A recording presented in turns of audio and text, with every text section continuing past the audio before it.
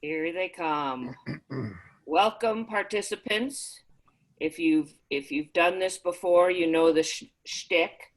You kind of all filter in, and so we chat for a little bit while we wait for the room to fill up. Patty, tell us what you caught today. You hear me? Well, I caught a 21-inch brown and three. Yes, can you hear me? Yes, I can. Okay, I caught a 21-inch brown and three other fish, rainbows that were between 14 and 16. So I had a good day. I'm jealous. Just fished this morning. Yeah. Mary Beth Norton says that's pretty awesome, Patty. Thank you, Mary Beth. I appreciate that. I've had kind of a drought lately, except for brim. So it was a good day. Question for you, Patty. What Yes. line weight rod were you fishing when you caught that 21-incher? We were going for big fish. So I was using a 7-weight and a 7-weight line 3X tippet. Yeah.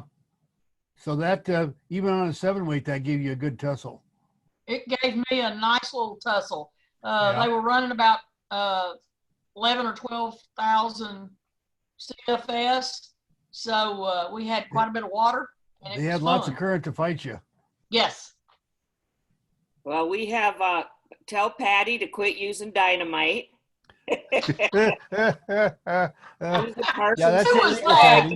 You had a good guide. We had an excellent guide, Susan.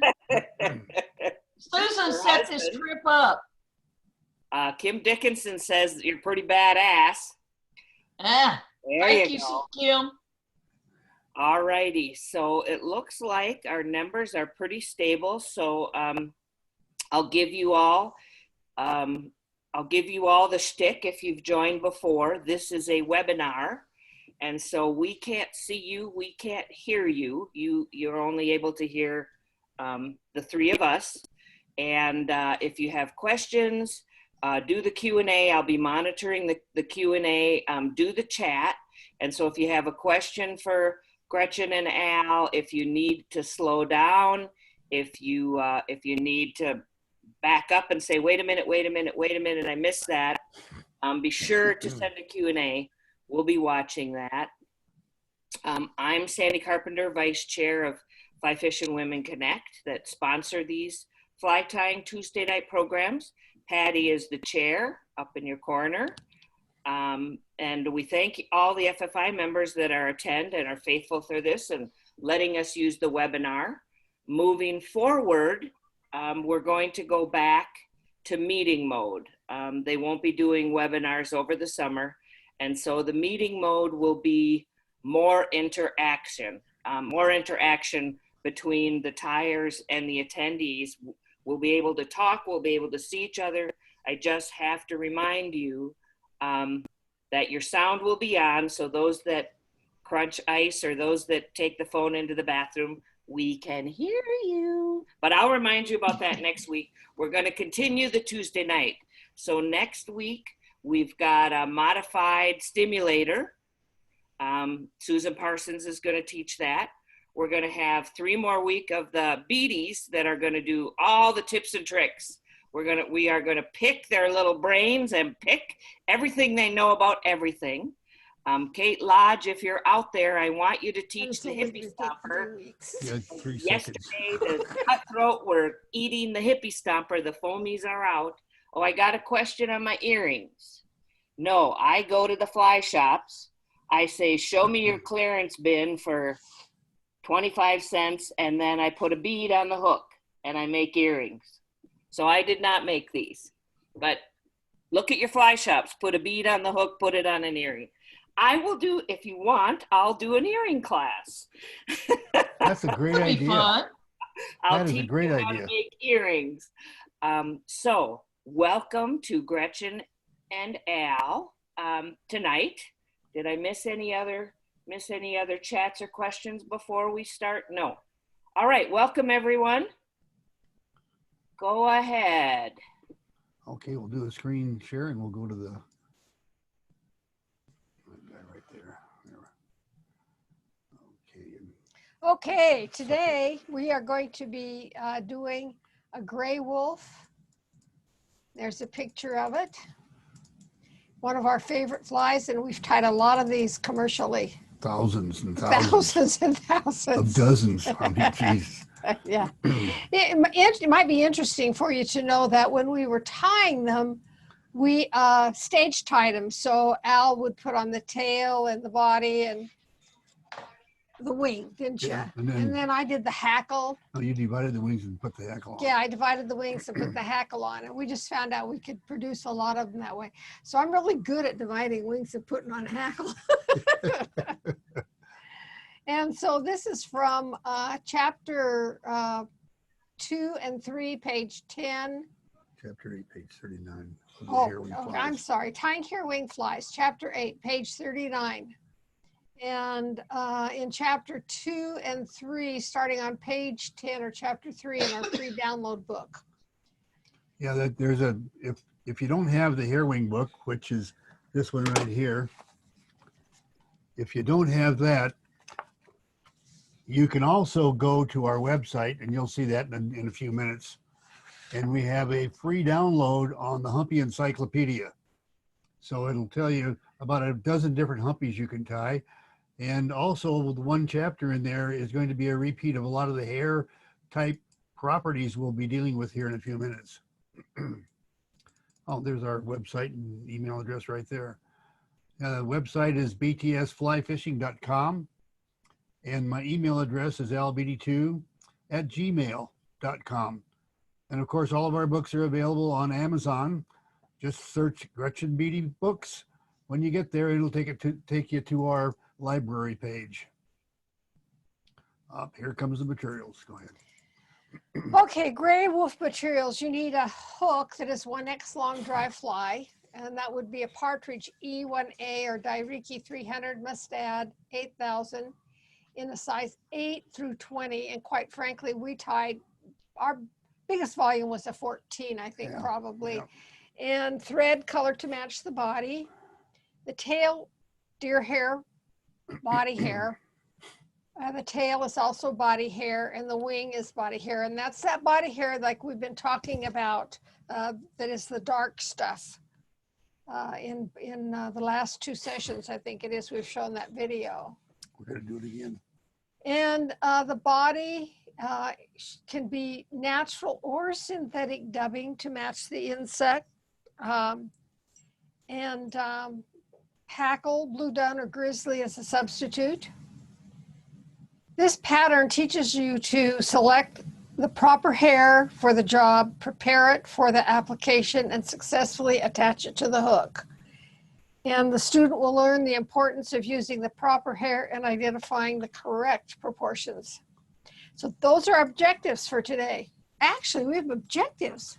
Yeah, woohoo, we are teaching. We're going to have a quiz at the end, guys, so listen up.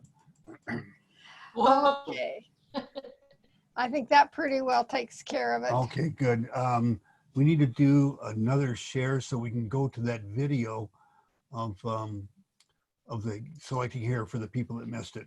For those of you that have not been on some of the previous calls, we have a 1 minute and 15-second video on the hair that you're going to need for tonight's flight, and then we'll talk a little bit more about that now, but we'll run that and you can listen to that. Here we're looking at a hide that's currently for sale at Moscow Hide and Fur. That's in Moscow, Idaho, but it's a website, Moscow Hide and Fur. It's a whitetail. I want you to notice the dark strip down the backbone, right along there. We're going to be talking about that right now as I move into this next piece of hair. Let me lay this picture down and grab this piece of hair right here. We looked at it last week and we're going to look at it closer this week. Notice that all the light colored hair along here, and as it gets darker over here. Well, that hair, this hair here is close to the backbone, and this is close to the flank. In fact, you can see flank hair right here. The hair that you want for humpies and wolves is the dark hair on a 6-inch strip down the backbone. Now, this is just a little bit off of the backbone right here. It's good for old caddis and stuff like that. But the Humpies and Wulff stuff is off the backbone. And I have another piece of hair for you to look at right here. This is off the backbone of the animal. And I want you to notice how much darker it is. It's dark all the way through the strand. And that's the stuff that you want. That's perfect for Wulffs and Humpies. Okay, you do a stop share.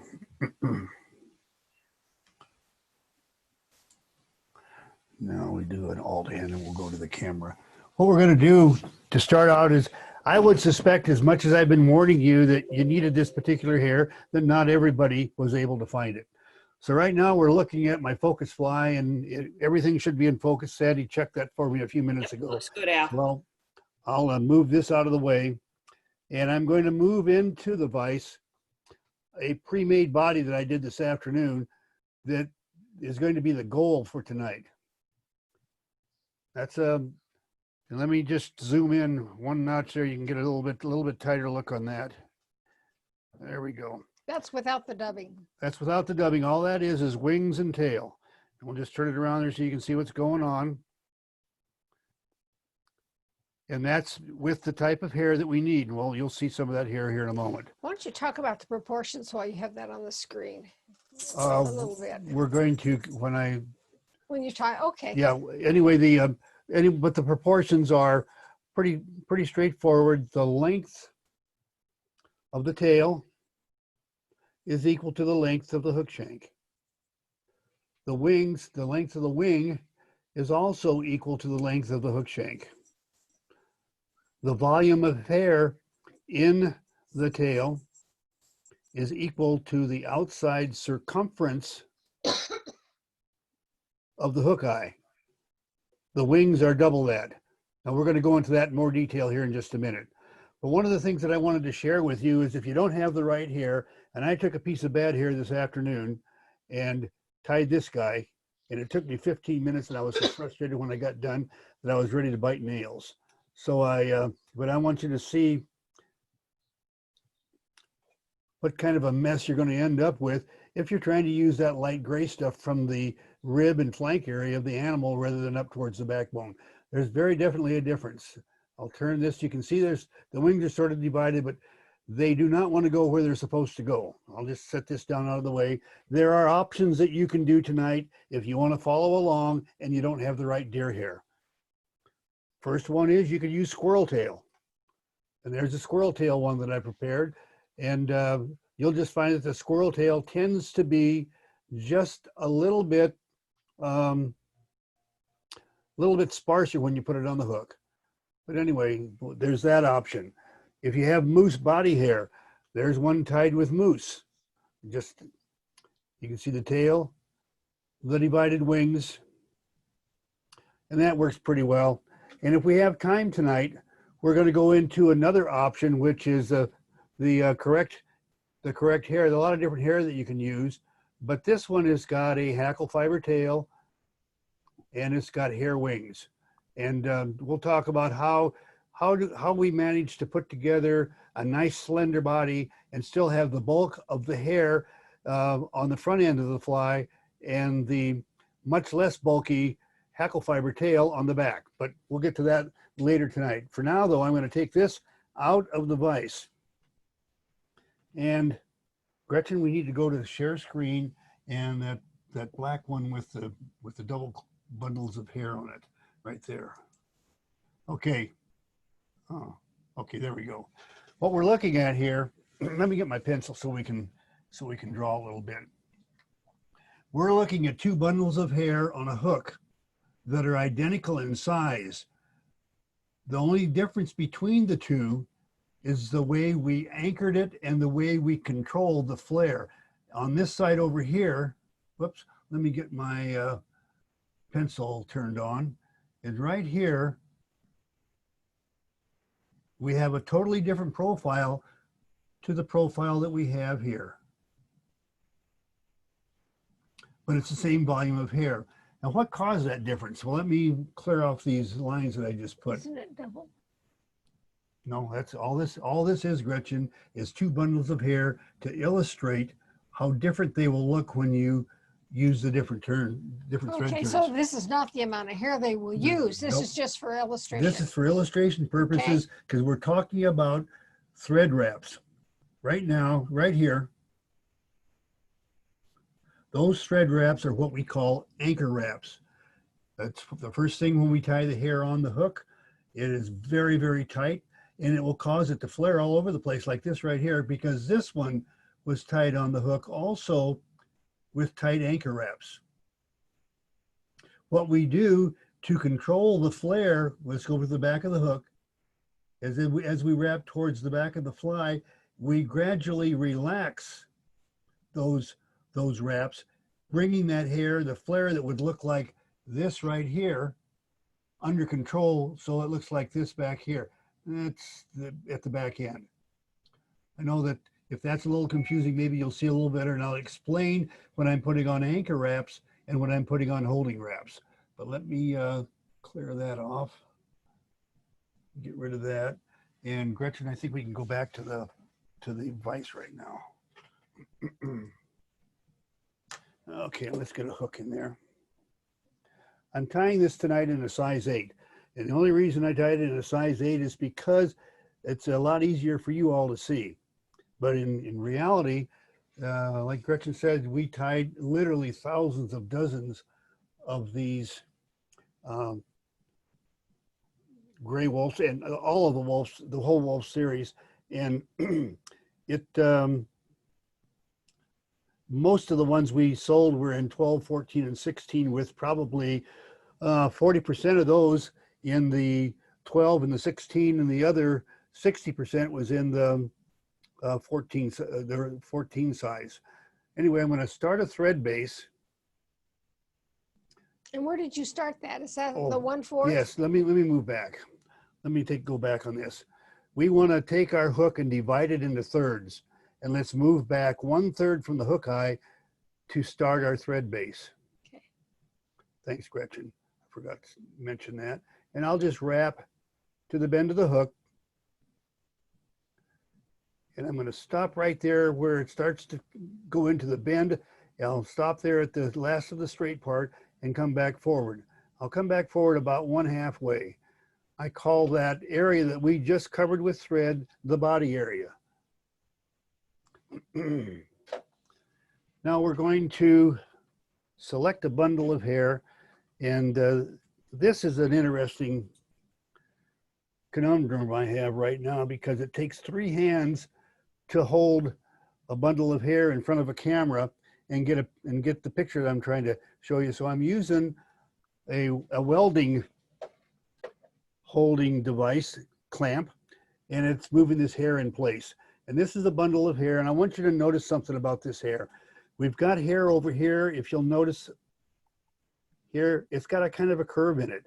And as we move this way, it gets straighter and straighter. And right in this area here, we have some really nice straight hair. Well, I want to show you something about dealing with the hair. First, I'm going to cut off a bundle of this crooked stuff. Let me just move this out of the way for the moment. And it's got a pretty good curve in it. In fact, I kind of messed it up. Let me cut another one off of there and get that out of that thing and lay it down so that I can get the hair captured right. There we go. Okay. I want you to notice that you can see a slight curve in that hair. It's not really significant and probably it'll stack okay, but curved hair doesn't tend to stack real good. But there's a way to straighten it. You take your thumbnail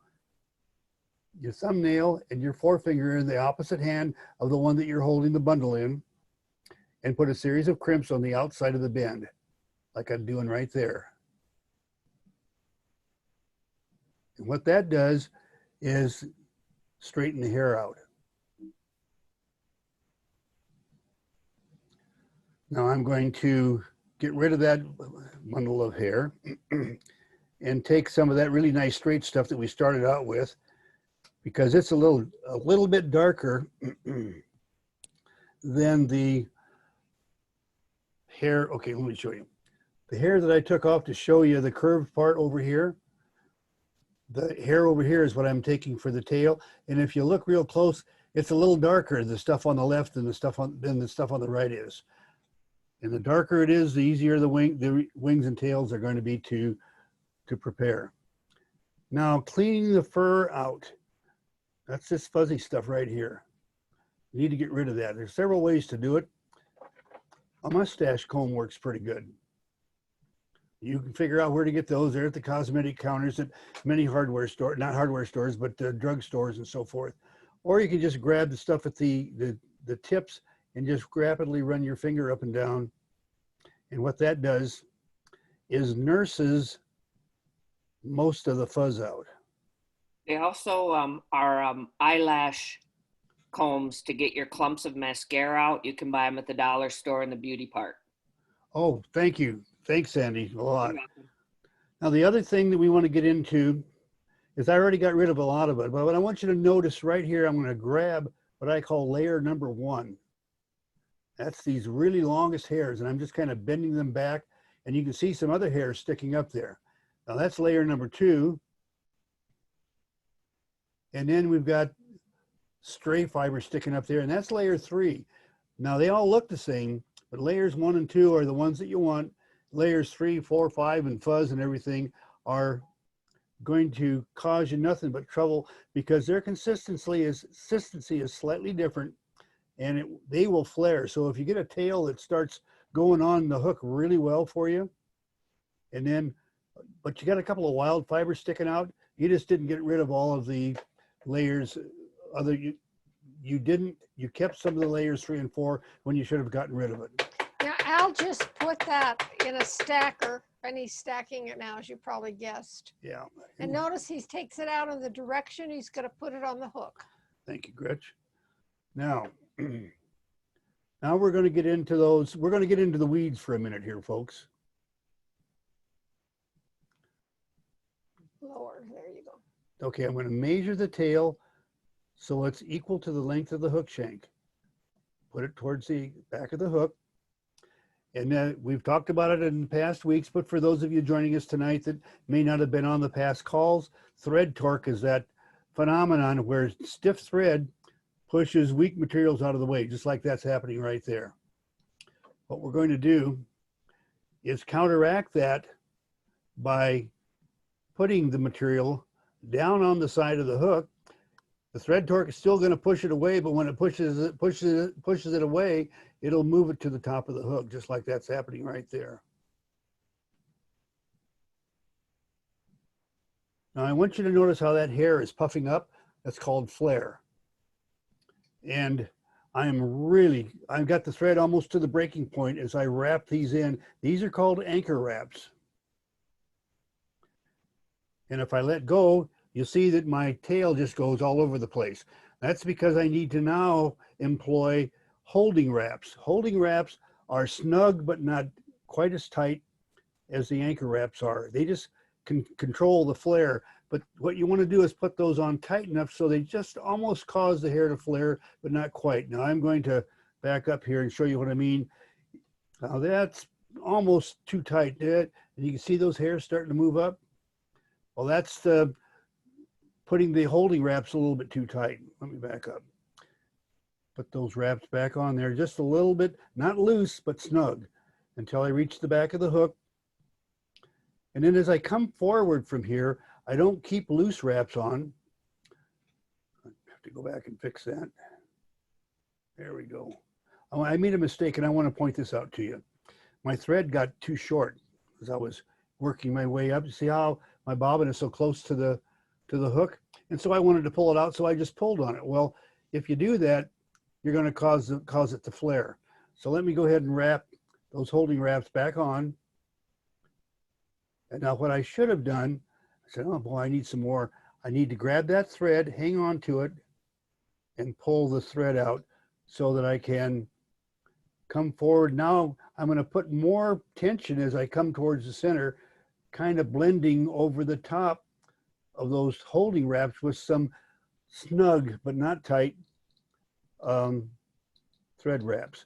Now I trimmed out a couple of fibers there because that's some of the layers 1 and 2 that excuse me, the 3 and 4 that started showing up, and you had some that stuck up. I didn't like that, so I got rid of them. And that's what scissors are for. Now I'm going to trim the waist, get rid of that. Notice how that's at an angle. We back up there, yeah.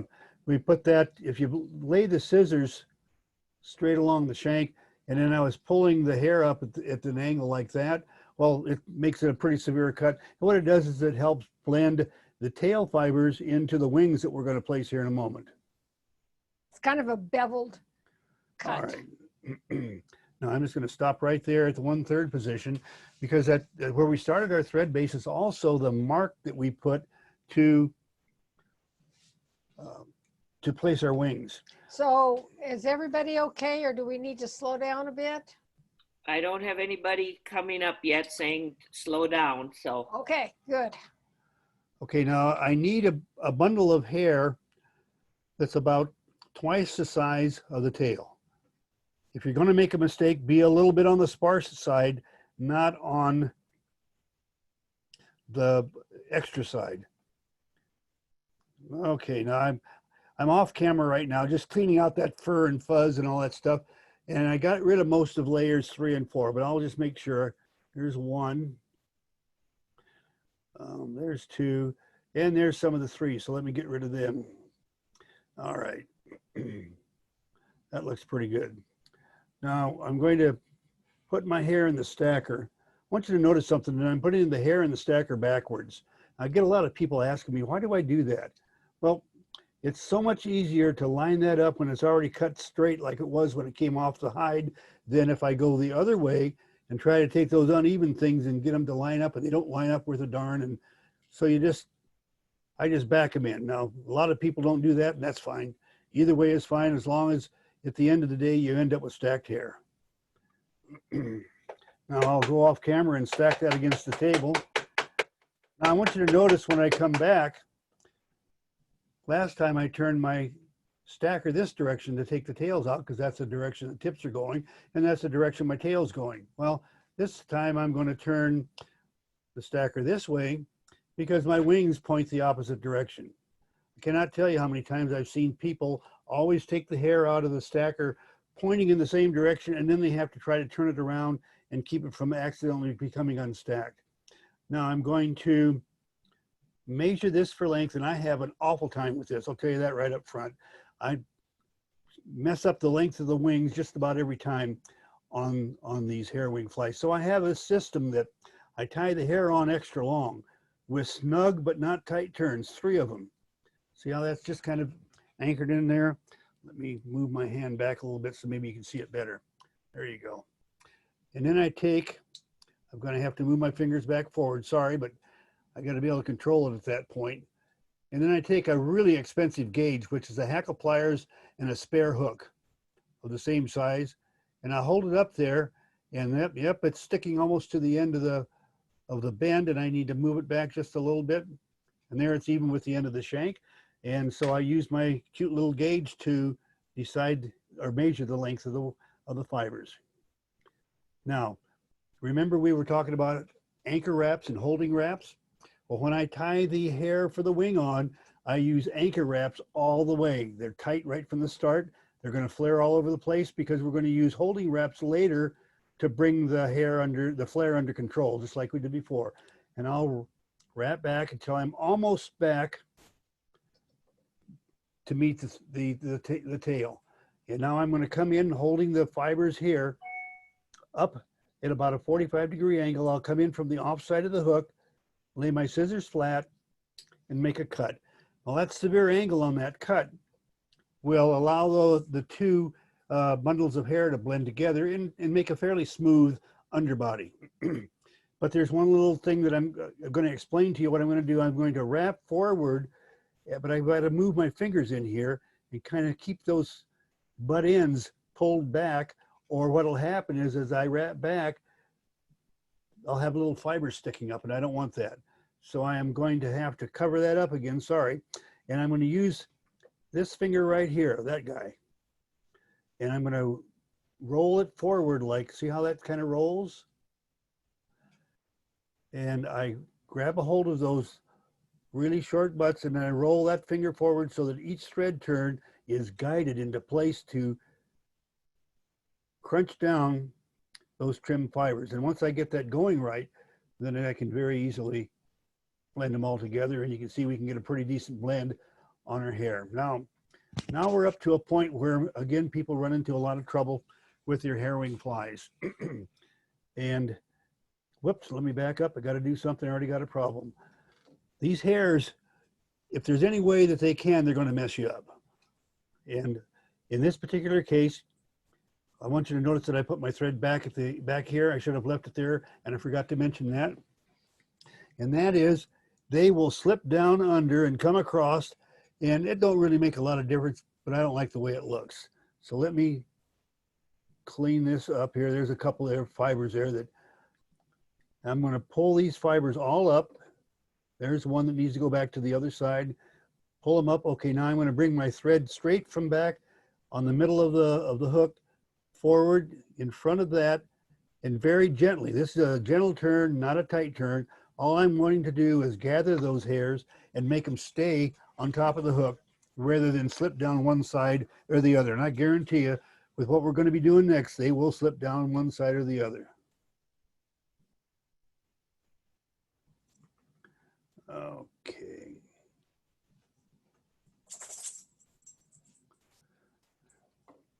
Okay, I got them laying the way I want. Okay, now I want you to notice that this hair bundle is tipped kind of forward. You just kind of follow the way my scissors are pointing. That's the direction that those hair fibers will go. Well, we typically, when you tie these, people will take their thread, move it in front of the wings, and they'll wrap a thread dam right here in this area that forces them to stay back. They'll look good when they're in the vise. They'll look good when you put them in your fly box. And 2 weeks later, when you're on the river and you open your fly box, all of your wings will be tilted forward. Well, there's a gentleman that was around the Federation of Fly Fishers for a whole lot of years. Now it's called Fly Fishers International. But back in the 80s, when I first met him, Marvin Nolte was one of the premier fly tiers, and I got to learn a lot from this gentleman. And here's a trick that he shared with me. And then I've since learned from other people that he wasn't the only one. I don't know where it really came from, but this really makes your hair wings stand up. You pull the thread down and going down. Okay, yeah, now I'm gonna, instead of trying to pull all the hair wing back and wrap a thread dam in front, I am going to only pull back like a quarter of those fibers. You see the fibers that I pull back, and I'm gonna make a wrap right in between. And notice when I tighten them up, you see how those stay back? And the others are still tilted forward. Okay, let's pull another quarter of those fibers. Make a turn in between, tight. See how the bundle standing up straight is getting bigger, and the other one is getting smaller. Okay, the next quarter. Okay, and don't forget to take off your microphone. Okay, good. All right, and the next one, and now that thread dam that we would have wrapped in front, well, that's only going to be standing up the last 1/4 of the bundle. So I'll go ahead and wrap a thread dam here, and I'll just pick up the pace. I don't need, you can figure out how to wrap a thread dam. I don't need to go slow for you to see how that goes. But I want you to notice that as I build my thread dam, my turns come further forward each time, so that when I wrap back up the hill, if you will, it's building, and I can press it tighter and tighter and tighter against that front 1/4 of the bundle. You see how those are all standing up now? Now this is a tip totally separate from the gray Wulff that we're tying right now. This is the way you get perfect fanned wings for comparadons. They'll stand up perfect forever, and you just have to go through the bundle, 1/4 of a bundle at a time, and then fan them out, because when you, as you well know, when you do comparadons, they do not have divided wings. They're a fanned wing that stands up. Now we're going to put my thread behind the bundle, and we're going to divide them. And I'm just going to tip the vise over a little bit and find the center. That looks pretty good. There's a trick to getting them perfectly divided, and I'll show you that in a second here. Okay, I need to. Now, I'm going to take my thread and make 2 turns in this direction. That'll help separate those. Now we'll come and make 2 turns the other direction.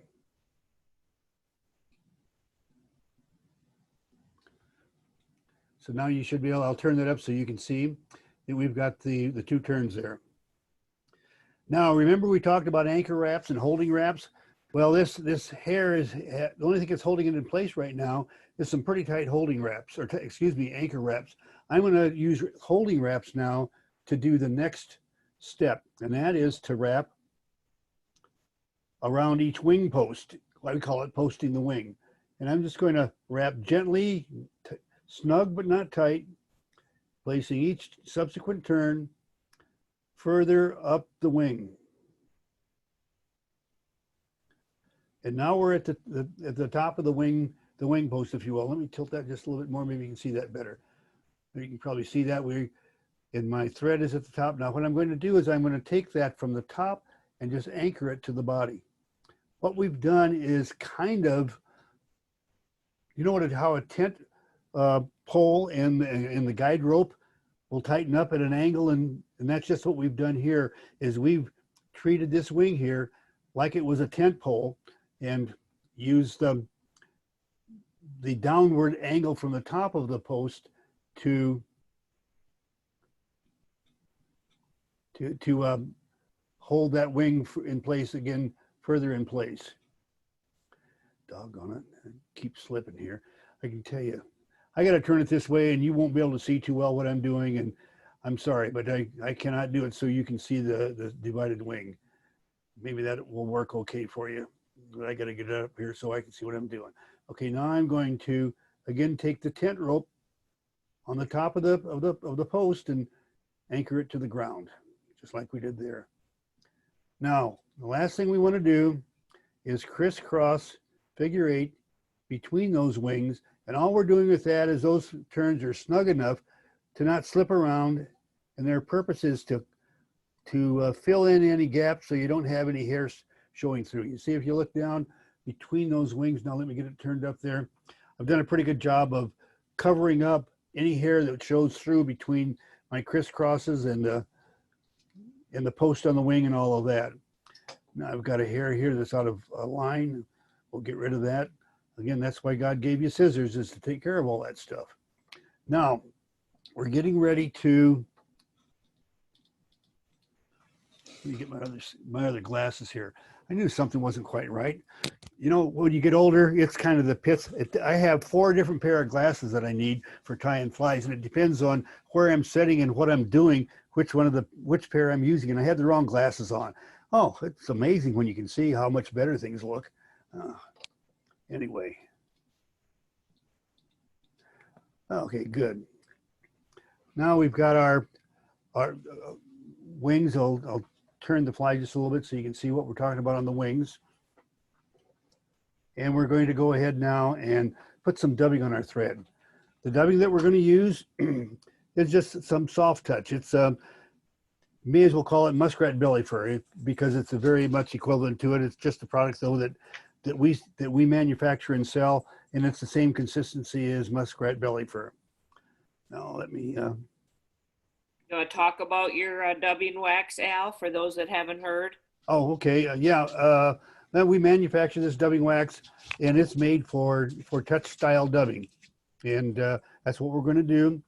If you need to know how to use the wax, we have a YouTube video. Just go to YouTube and type Al Beatty dubbing wax, and it'll take you to a video on the proper way to use the wax.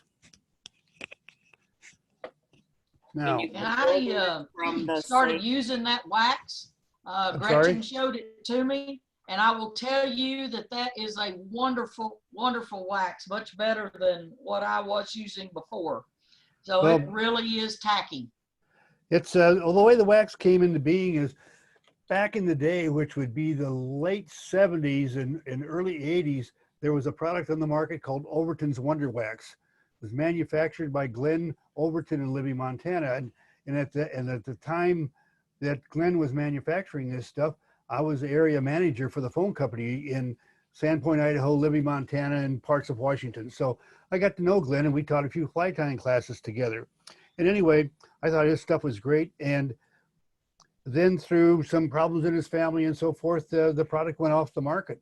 And about the time Gretchen and I got married in the early 90s, and after we used up all of the wax that I had gotten from Glenn, I said, we got to have some more. And well, Gretchen sat down and she figured out how to make this wax. And basically it's the same as what Overton used to have. And then we've got the two formulas, tacky and super tacky, and LaFontaine. Gary LaFontaine also did a lot of touch dubbing, and he wanted to get a tube of our wax. We sent it to him. He says, damn, this is some good stuff, but could you make it 15% stickier? So the tacky wax is the one we like, and the super tacky was Gary's 15% stickier. So anyway, we're going to do the touch dubbing now. I want you to notice I just leave the bundle of fur right there in the package of dubbing. You see how that sticky thread just will grab onto the materials. And I'll just hold this up here so you can see. There you go. You can kind of see the materials there. And I'm going to go ahead and twist in one direction. I'm right-handed, so I'm twisting in a clockwise direction. And I'm wrapping in a clockwise direction. And let me back up here just a little bit. There we go. And we'll start our body right back here, working our way forward until we get to a position right behind the wings. And oh wow, I just ran out of dubbing right there. Well, that's good. I've done this before. So if you don't run out of dubbing, what you can do is you can take your thumbnail and just pull off the part you don't need and then continue wrapping. All right.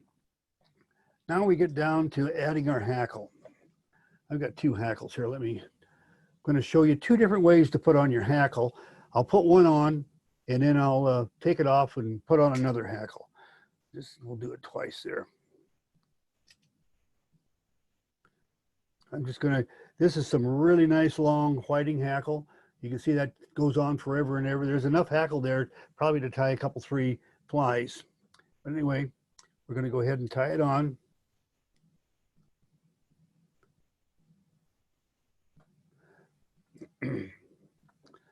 And we'll just start wrapping forward.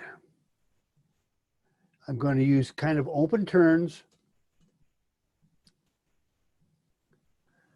placing the first turn tight against the wing in front, coming forward. And now I don't have a very good application here. I better go back and I'll go back through all of that.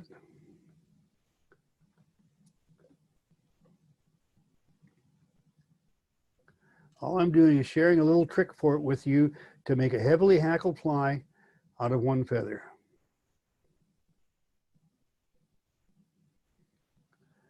Now I'll just pull that up and I would tie it off and go ahead and finish the fly. But we're going to show you another method of hackling. So right now I'm just going to pull that off and get rid of that feather.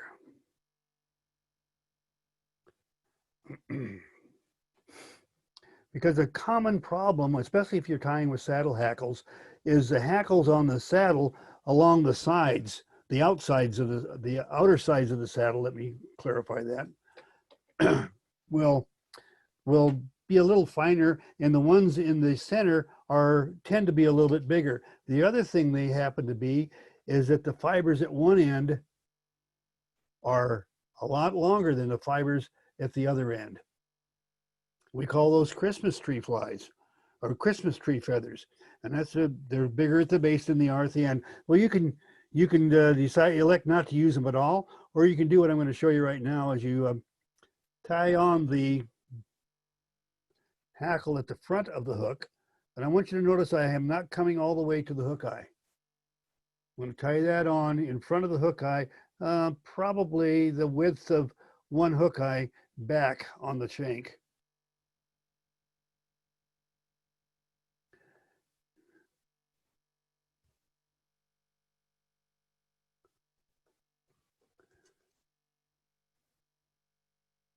All right, now we trim off our stem. Now this way you can use your odd shaped hackles, if you will, call it odd shaped, or we call them Christmas tree hackles. You can use the Christmas tree hackles and also make a good looking fly out of it. Now I'm going to start here and wrap back to meet my thread.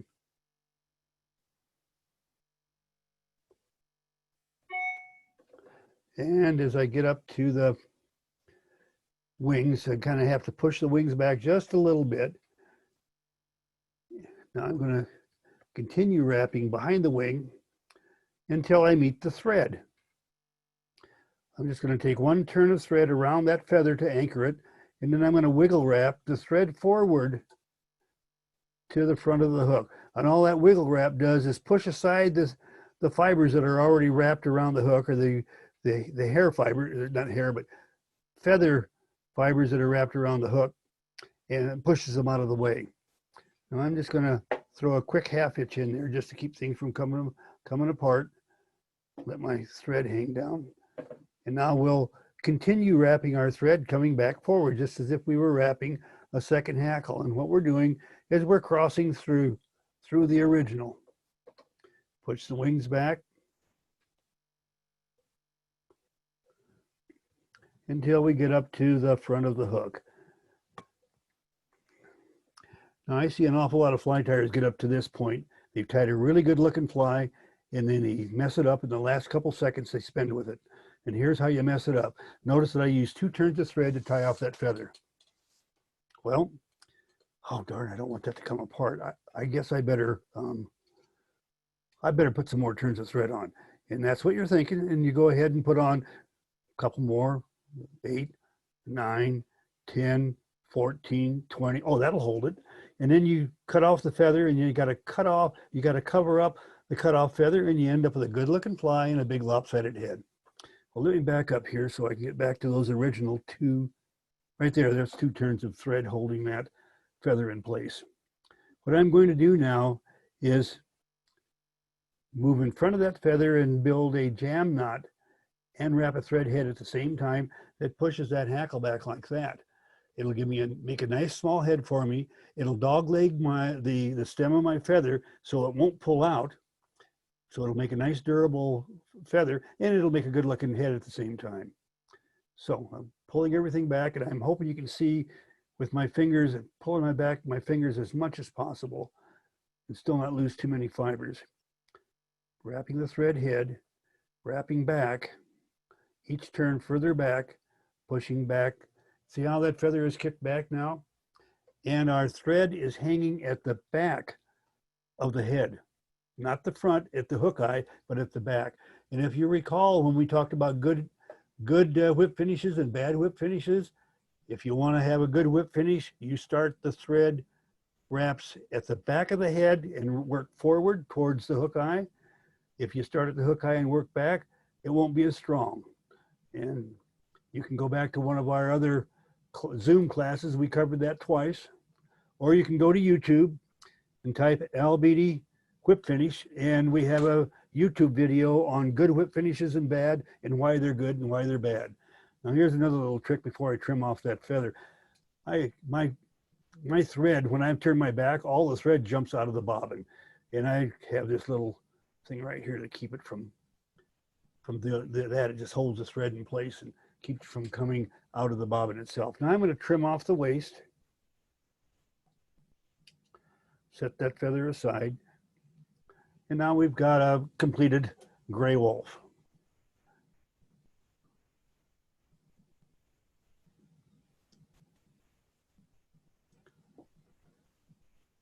Now I told you that if we had time, do we have time, Sandy, to do another quickie?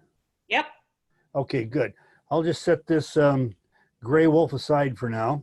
We're going to show you how to blend a hackle fiber tail with a hair wing and still get a nice delicate body. And it's going to require a slightly different way of doing things. Let me get my gray thread back out here. I guess I shouldn't have put that up there, but I did. Okay.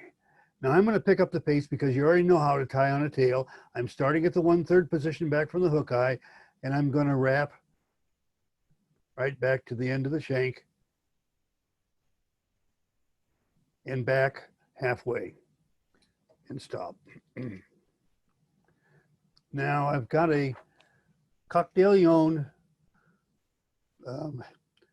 tailing pack, and I've taken one of the feathers, and I'm just going to pull some of the fibers off this feather, and I'll show you a trick about pulling fibers for a tail, for a hackle fiber tail. If I hold this feather in my right hand and tear the fibers away with my left, I'll guarantee you they'll get misaligned. It just happens. I could go into a long explanation. We don't need to get into the weeds on that. We just need to line these up, and I'll hold them very tight with the left hand and tear the feather away from the fibers. I'll just lay that down on my tying bench and go ahead and tie that tail on. Same way with the hair. We lean it down on our side of the hook, a couple of turns over, tighten up, roll it up on top.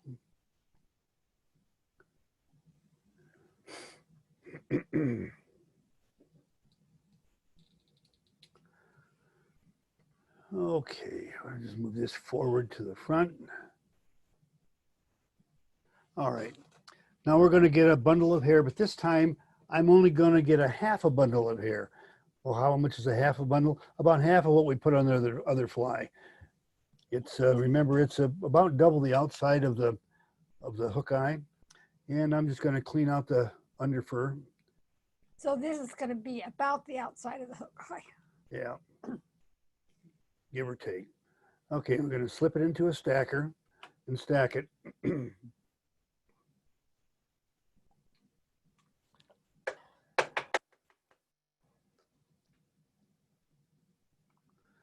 All right. And I'm making a mistake because I started to pull my hair out pointing to the back. Darn, I'd have to turn it around, and it's easier to turn the stacked hair inside the stacker around than it is to turn the bundle around. Pull that out. Let me set this stacker aside. And we'll go ahead and prepare this hair to tie it on the hook shank.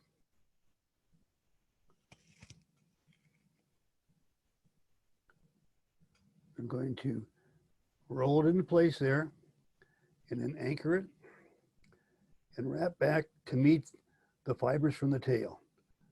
Now that's not near enough hair for a wing, but we're going to take care of that in the next step.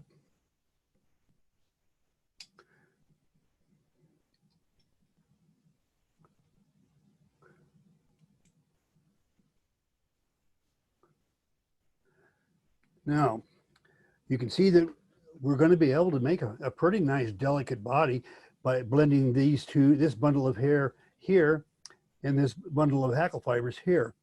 But our wing is still not thick enough. And we'll advance our thread in front of that bundle right there, leave it hanging there, and I'll get another bundle of hair now. Because if you haven't figured it out by now, we're going to be tying another bundle of hair on.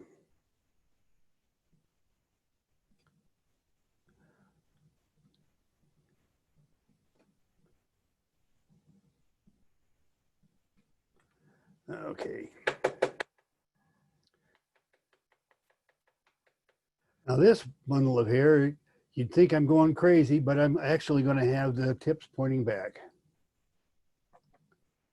And that is because I'm going to take this bundle of hair and place it in front of the one we just did. Pull the thread back out of the way. See how I'm pulling it back and hanging it on the side of my bobbin. Got a hair that snuck out there. Let me try this over. There we go. Now we're going to trim this bundle in front, even with the bottom of the hook shank. Bring the thread forward, grab that bundle right there, and anchor it in place.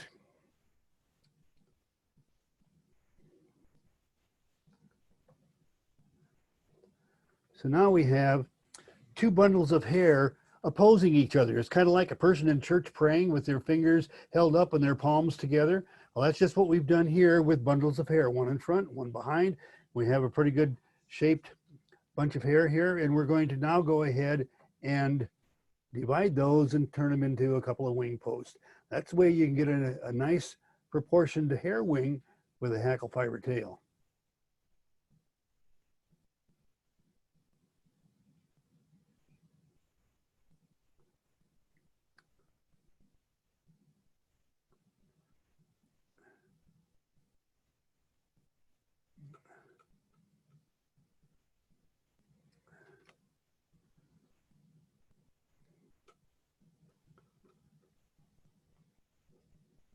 Now I purposely made a mistake here so I can show you. I was going to show you on the last one and I forgot. I mean, it's another thing that happens as you get older. My wings are not even. The one on the near side is thinner than the one on the far side. Well, I told you that there was a foolproof way to fix that. Well, there is. First, let me get rid of these wild guys here. Okay. Now that's still, I'll turn it up this way, and we need to get rid of some of these over here, and that's what God gave you scissors for. You just cut off the ones you don't want.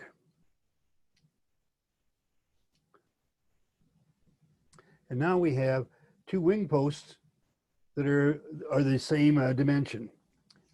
And now as far as going ahead and putting our dubbing on and so forth, we'll go ahead and do that right now.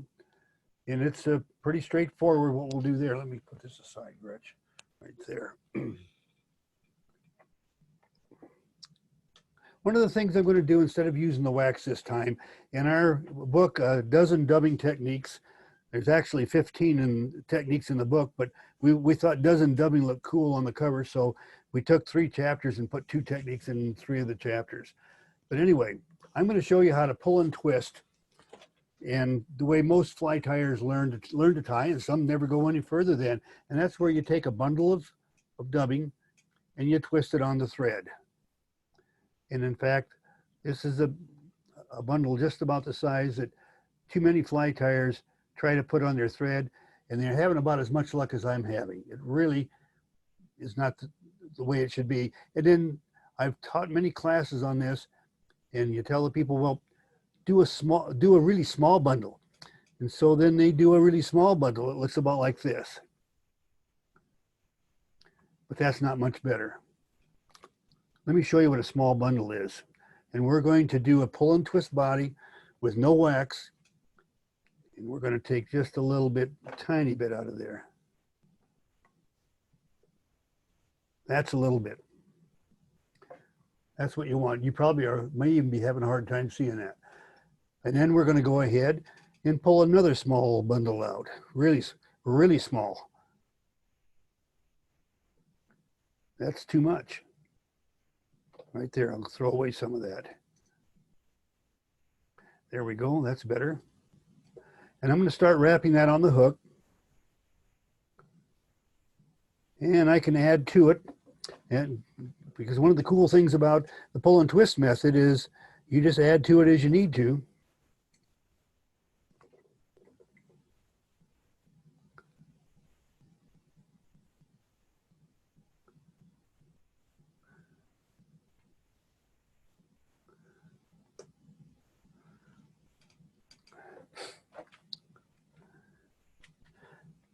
Now I'll just grab a hackle feather and we'll just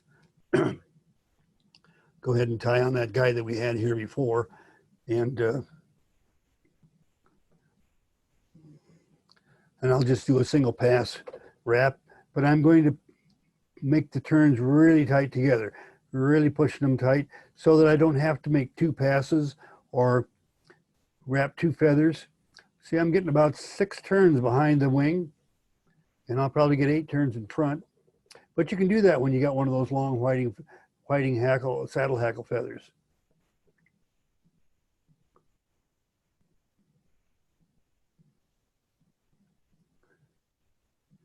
And we'll tie that off. And I broke the feather. Now that was a really good move, gal, but that's all right. I think you guys kind of get the idea. What I'm going to do now is try to recover from that faux pas. So let me start by pull that feather back. Don't you just love it when you do a mistake on live on the internet or live TV or whatever the heck? Oh, well, that's not the end of the world. One of the things about fly tying, it's only turns a thread. Okay, I'll leave that one hanging right there. I'll get a hackle pliers. Let me reach over here off camera and get a hackle pliers because I've got a broken off feather now. And I'll wrap forward.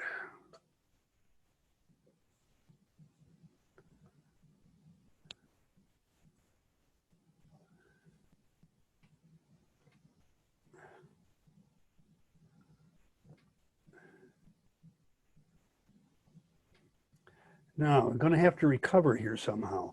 What am I going to do? Well, I think I'll just do this. One turn to hold that guy in place.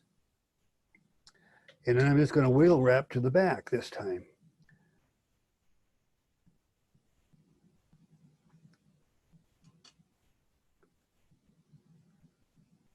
Okay, and I'll leave my thread hanging here at the back. And now I'm going to trim off the waste from that first feather that I wrapped. And then start wrapping from the front to the back with the one that I tied on at the front. So it is possible to recover from a broken hackle. And of course, if you haven't figured it out by now, I kind of caused that to happen. And we got a nicely wrapped hackle. I'll just wiggle wrap forward. And I'll go ahead and put a whip finish here at the front. What did I do with, oh, there's my whip finisher right there.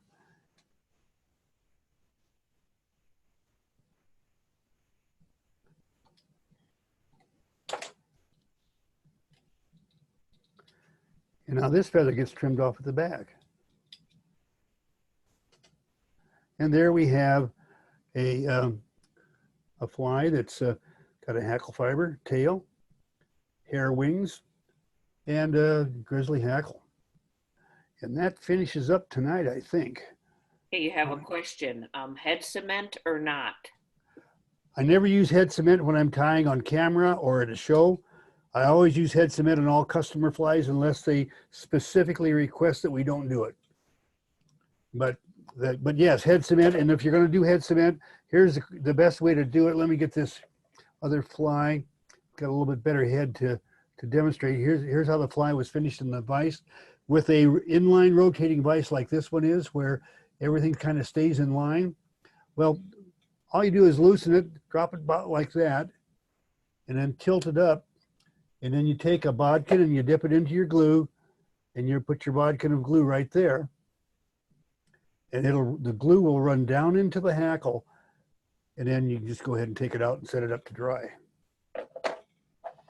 Let me put that guy back in the vise. And that's tonight's gray Wulff. Beautiful. We had another question for later, unless somebody has a question about the fly. Which books would you recommend as a starting point for beginners and then to build your library later? Go ahead. Beginning fly tying. Yeah, go ahead. Okay, we have a book that is beginning fly tying that starts out with the very basic, talks about materials, talks about tools, starts out with a woolly bugger, progresses through 5 or 6 flies. I don't remember how many flies are in there. We call them 7 foundation flies. 7 foundation flies. And we did some of those. I guess I did the woolly bugger at the show last year, and that gave people a part of that book. But it's on Amazon, either in an ebook or in a print on demand. After that, if you're ready to, when you feel that you might be ready to move on, Easy Trout Flies is one that takes and shows you some easy ways to, as an example, it shows you a way to tie a polyhumpy that looks very similar to its hair wing cousin, but is about 50 times easier to tie. So that would be another good step in a progression of learning. But easy trout flies would be a good choice to go to from Will there. Alt in get us back? Yeah.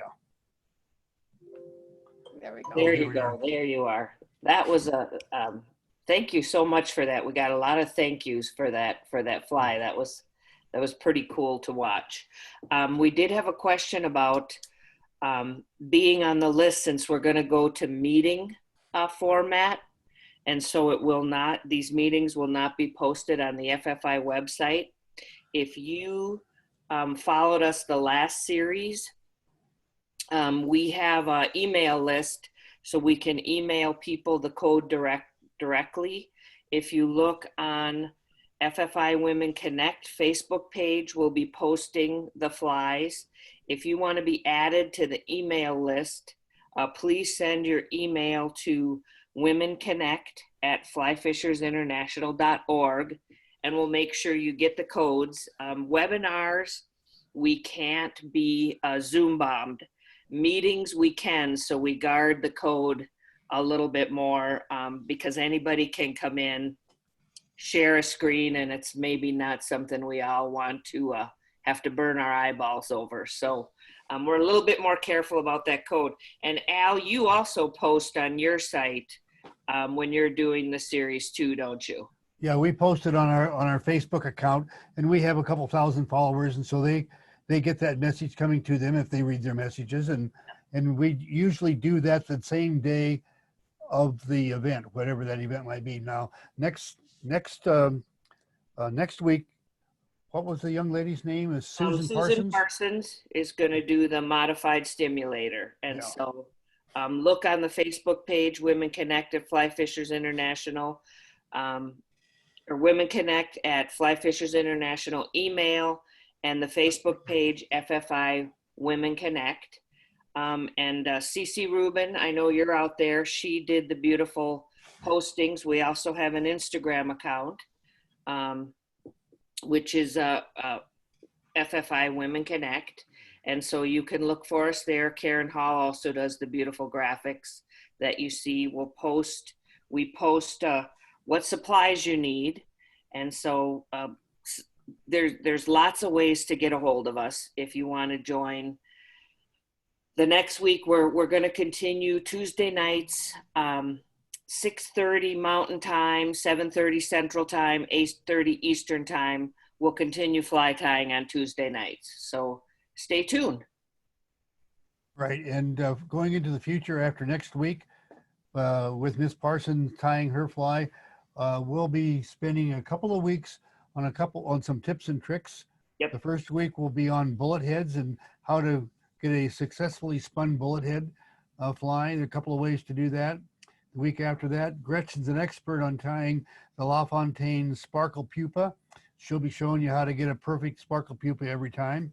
And then the third week, we're going to do a full pattern, a LaFontaine double wing, and then we'll reinforce LaFontaine's theory of attraction when comparing color in the environment to color in your fly and fishing success. And we have some talented tyers out there. If you're really savvy with a fly, I know Wayne Llewellyn, you're out there. Send a note to Women Connect at flyfishersinternational.org, and we would be happy to have you come on and tie a fly.